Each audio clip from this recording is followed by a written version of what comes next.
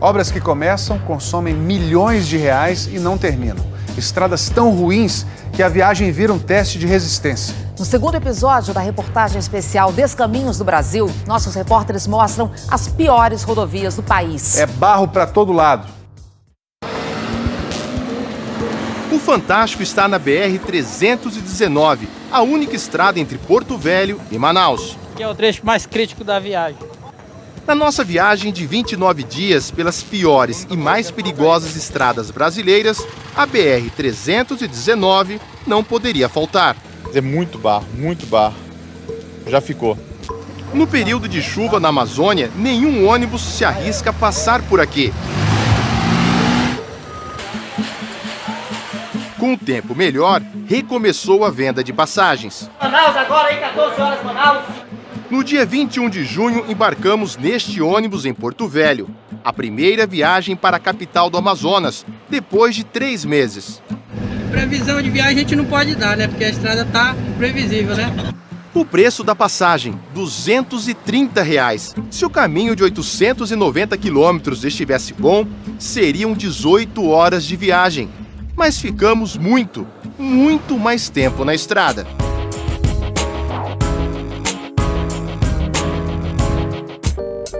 O Brasil tem hoje, segundo a CNT, a Confederação Nacional do Transporte, 1.365.000 quilômetros não pavimentados. Isso significa que 79% das nossas rodovias são assim, de terra. E é de terra a maior parte da BR-319. Nosso repórter cinematográfico passa mal. Balança muito? Sim, irmão. É uma coisa de outro mundo, cara. Começou um vazamento ali na parte traseira, eles acharam melhor trocar por uma questão de segurança. O segundo ônibus também não aguenta buraqueira. Os passageiros têm que esperar bastante tempo até aparecer outro. 7 horas depois chega o terceiro ônibus. Vamos lá, 3 horas da manhã. O dia amanhece e começam a surgir os primeiros atoleiros. Encontramos caminhões que não conseguiam sair do barro de jeito nenhum. Mas você tá quantos dias parado aí? 3 dias. 3 dias? 3 dias. Como é que faz pra comer, beber? Quem vai vindo, vai dando bolacha, traz uma água. Nosso ônibus ajuda a puxar os caminhões. Pai do céu, o que tá acontecendo com esse caminhão que não sai, meu pai? Chega a vez do nosso ônibus. E essa sequência, sai caminhão, fica nosso ônibus no atoleiro, acontece várias vezes.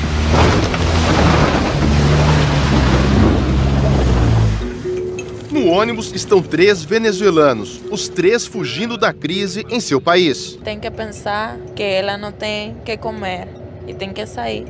Há 10 meses, este casal deixou a filha de 5 anos na Venezuela e foi tentar emprego no Peru. Não deu certo. E agora o destino é Manaus. A mulher está grávida de 7 meses. Passando mal, balança muito.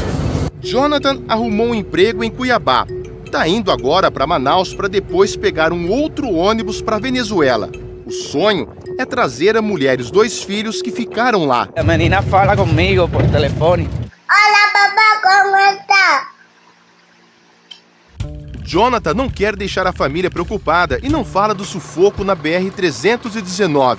A rodovia até tem um projeto de pavimentação, mas a obra não saiu do papel. Falta a aprovação dos órgãos ambientais. O que a gente mais temia está acontecendo. Começa a chover na BR-319. Daqui a pouco a gente mostra como terminou essa viagem. Rodando 13 mil quilômetros pelo Brasil, o Fantástico encontrou muitas obras paradas. Em Rondônia, vigas de madeira sustentam esta ponte. Há 3 anos ela está assim e nada de reforma. O DENIT, departamento do governo federal responsável pelas estradas e por essa obra, disse que não há risco de queda e que, por enquanto, a ponte vai continuar assim. Esta outra obra fica em Minas. A ponte foi construída em 2004. Na época foram gastos mais de 3 milhões de reais. Mas até agora, 14 anos depois, nenhum carro passou por aqui. E o motivo é bem simples. A ponte não tem ligação com rodovia alguma. Hoje, quem segue pela BR-367 precisa passar por dentro da pequena cidade de Minas Novas. Com a obra concluída, esse seria o novo caminho, bem mais fácil para quem vive por aqui. Isso afeta a estrutura das casas, da igreja principalmente, né? O DENIT informou que vai terminar a ponte, só não disse quando. Para este especialista em infraestrutura, quanto mais tempo passa, mais se gasta dinheiro. Uma ponte abandonada, ela tem estruturas que se deterioram com o tempo. Quando você vai retomar, você tem que fazer praticamente um novo projeto, por questão de segurança. Um estudo da CNT, a Confederação Nacional do Transporte, concluiu 23 obras que estavam em andamento no Brasil em 2014 e já deveriam ter terminado, ainda não estão prontas. Olha aqui uma delas. Essa é uma obra que deveria evitar a destruição de um trecho da BR-163 aqui no Pará. É uma galeria de água bem feita, reforçada, mas a gente anda um pouquinho e percebe que a obra está parada e sem nenhuma função. A galeria só resolveria o problema da estrada se chegasse do outro lado desse paredão. Não existe previsão de quando essa obra será retomada. Quando chove, o outro lado da pista vira uma grande represa. Sem passagem para a água, o risco de a estrada ser destruída é grande. Com a galeria pronta, seria assim. No final das contas, ao não se fazer um bom planejamento e não se investir da forma adequada, o país acaba pagando uma conta muito alta. A CNT está preparando um relatório sobre a situação atual das nossas estradas e antecipou algumas conclusões ao Fantástico. Em relação aos pontos críticos, trechos com buracos ou erosões na pista, os estados com maior número de problemas são Pará, Ceará e Piauí. Entre tantos exemplos ruins pelo Brasil, a rodovia MA-006 chama atenção.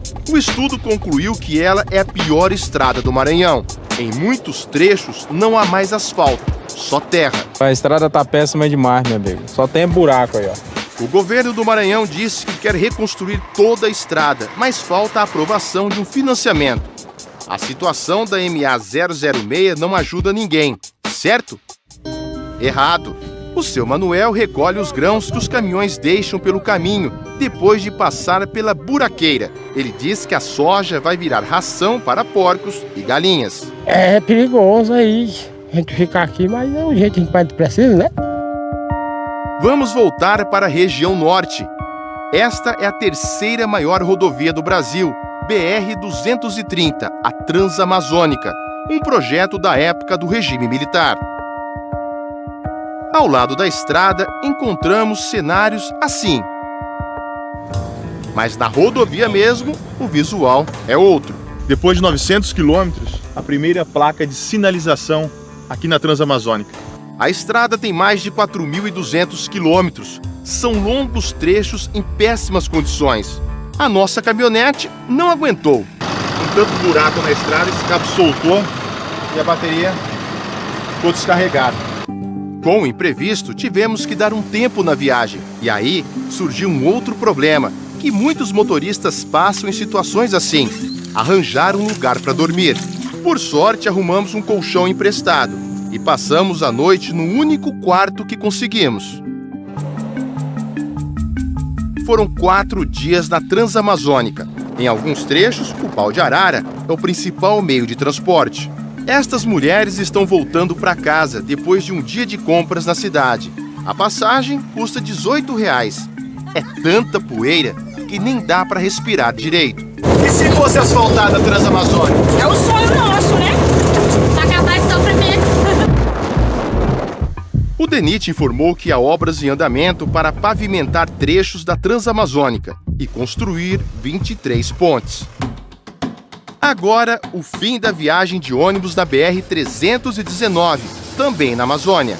Como mostramos no começo da reportagem, grandes atoleiros impedem a passagem dos veículos.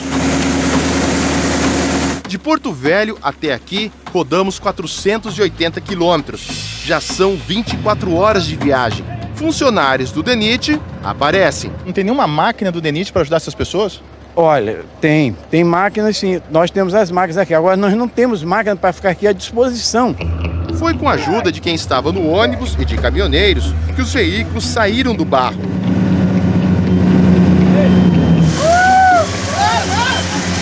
Dona Maria, de 60 anos, vai fazer uma perícia médica em Manaus. Ela sofreu um acidente e tem muita dificuldade para andar. Eu tenho problema de coluna, problema na perna. O avião é um absurdo. O avião tá 1.800. Já são 27 horas na estrada e sem previsão de chegada ainda. Tem mais atoleiro aí para frente. E que atoleiro! Parou de novo o nosso ônibus. Esse foi o último trecho ruim. Os passageiros ficam aliviados. A viagem está terminando. Dona Maria desce primeiro, cansada e com mais dores ainda. Depois de 42 horas de viagem, nossa equipe chega na rodoviária de Manaus. Se a estrada não tivesse tão ruim, chegaríamos 24 horas antes. O DENIT informou que, depois de gravarmos a reportagem, a chuva parou e os trabalhos de recuperação da BR-319 foram intensificados. Lembra do casal de venezuelanos que estava no ônibus? Essa semana, 2 meses depois da nossa viagem, estivemos novamente com eles. A mulher vai ganhar bebê em breve, um menino, e o marido está vendendo sorvete perto de Manaus. Eles ainda não sabem quando vão conseguir juntar dinheiro para ver a filha, que ficou na Venezuela. O certo é que nunca mais querem pegar a BR-319. Dizem que nem na Venezuela andaram numa estrada tão ruim. São melhores, tem buraco, mas não tem barro. Ao percorrer o Brasil, o Fantástico viu acidentes graves. Também encontramos o descaso com o dinheiro público, muita reclamação do preço dos pedágios e o sofrimento das pessoas. Segundo este especialista, se nada for feito, várias estradas podem entrar em colapso até 2025 e se tornarem completamente intransitáveis. Nós chegamos no fundo do poço, está ficando muito caro para nós. A nossa situação é de muita necessidade de investimento. O que se encontra indo pelas estradas do Brasil? O que eu fizer.